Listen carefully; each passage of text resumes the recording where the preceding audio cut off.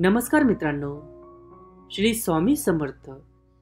मित्रांनो, आपल्या जीवनात बऱ्याच वेळा अशा काही घटना प्रसंग येतात जे आपण दरवेळी कोणाशी शेअर करतोच असे नाही. काही गोष्टी आपण आपल्यापर्यंत आपल्या मनात साठवून ठेवत असतो आणि मनात दाबून ठेवलेल्या गोष्टी नक्कीच सकारात्मक असण्यापेक्षा नकारात्मक असण्याची शक्यता जास्त असते. शक्यतो सकारात्मक गोष्टी कोणी दाबून ठेवत नाही आणि ठेवल्या तरी त्याचा त्रास होत नाही.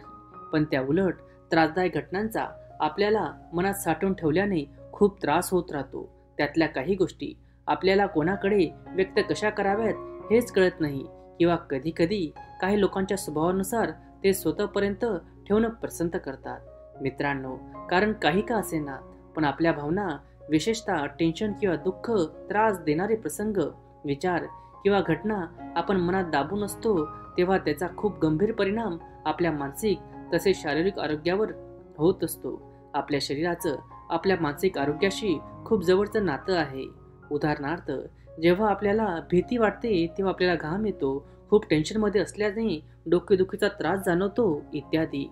आपलं टेन्शन्स, आपले प्रॉब्लेम्स किंवा अशा कोणत्याही गोष्टी ज्या आपल्या मनात त्रासदायक असतात त्या आपण फार काळ मनात दाबून ठेवत असू तर त्याने उच्च रक्तदाब, मधुमेह इत्यादी सारखे शारीरिक आजार आणि अँझायटी, डिप्रेशन सारखे मानसिक आजार होण्याची शक्यता असते.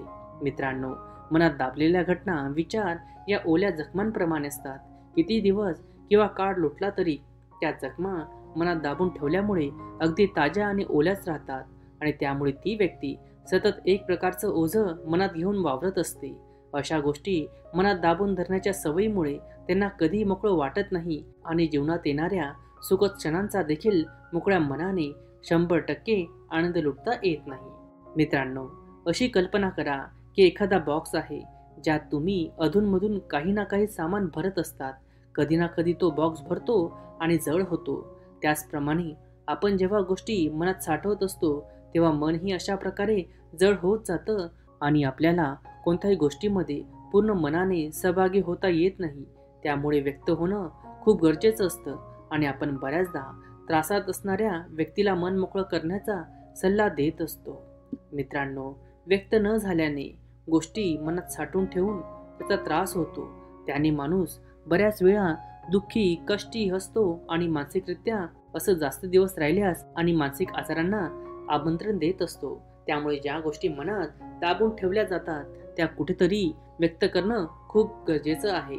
मित्रांनो, जिथे आपल्याला एखादी जवळची व्यक्ती अशी वाटते की हिच्याकडे आपण व्यक्त होऊ शकतो तर तिथे व्यक्त होण्याचा प्रयत्न करा. जर कोणाला नसेलच कोणाकडे व्यक्त व्हायला तर तुम्ही एखाद्या डायरी किंवा वहीची मदत घेऊन तिथे व्यक्त होऊ शकता. जेव्हा आपण व्यक्त होतो, आपले विचार, आपल्या भावना सांगतो, तेव्हा एक प्रकारे आपण त्या गोष्टींशी सामना करत असतो. मित्रांनो, सामना केल्याशिवाय कोणत्याही लढाई जिंकता येत नाही. त्यामुळे अशा गोष्टी व्यक्त कराव्यात, त्यांना सोडून देण्याचा प्रयत्न करावा.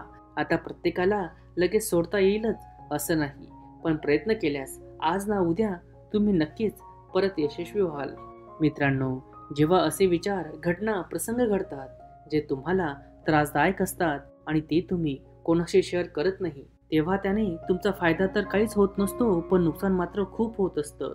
म्हणजेच काय तर एकदा घडलेली घटना फक्त घडली त्याच वेळेला तुम्हाला त्रास देत नाही, आयुष्यभर त्रास देण्यात यशस्वी होत असतात आणि तिला एवढी पावर द्यायची की नाही हे आपल्या हातात असतं आणि त्याने होणारा त्रास कमी करायला आपण यशस्वी होऊ.